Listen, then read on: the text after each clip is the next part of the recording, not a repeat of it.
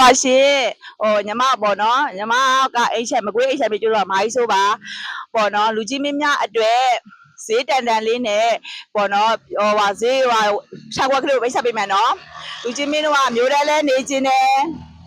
နောက်ပြီးတော့ပေါ့နော်ကိုပိုင်ဒီဇိုင်းကိုပိုင်အိမ်ပုံစံနဲ့လဲစောက်ပြီးတော့နေခြင်းနဲ့ဆိုရင်မကွေးမျိုးမှာသူကကြပျော်သားလန်းနဲ့ထပ်တလန်းကြပျော်သားလမ်းမိုင်းနဲ့နီးတဲ့ချက်ဝက်လေးတစ်ခုလိုက်ပိတ်ဆက်ပေးမယ်နော်အဲ့ကြည့်လိုက်ပါဒီမှာပါသူ့ရဲ့ချမ်းခွက်ကလေးကကြတော့ပေ20 65တက်တက်လေးအုတ်တိုင်းခတ်ပြီးသားပါသူပါသေးကတော့မီတာပေါက်ပါပါတယ်မြေမျိုးစားလေးကတော့ခရမ်းမြေဖြစ်ပါတယ်ရှင်ခရမ်းမြေကလည်းလက်ရှိတက်တန်းကြံသေးရပေါ့နော်ခရမ်းမြေပေါက်ကလည်းမောက်လို့အရွယ်ငယ်ငယ်လေးပါပဲရှင်သူ့ရဲ့ပေါ့နော်ခြံလေးကကြောပေ40ပေ20 60ပေနဲ့ sorry ပါပေ20 60အောင်မှာအုတ်တိုင်းပက်ပက်လက်ခတ်ပြီးသားလူချင်းမင်းတို့စိတ်ကြိုက်ပုံစံဆောက်လို့ရပါတယ်သူကတော့ဈေးနှုန်းလေးကတော့3900နဲ့အလျှော့တင်ပါလေးလုပ်ပေးပါမယ်ရှင်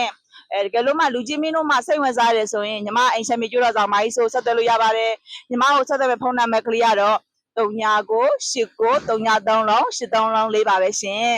အားလုံးပျော်ရွှင်ချမ်းမြေ့တဲ့နေ့လေးဖြစ်ပါသည်ရှင်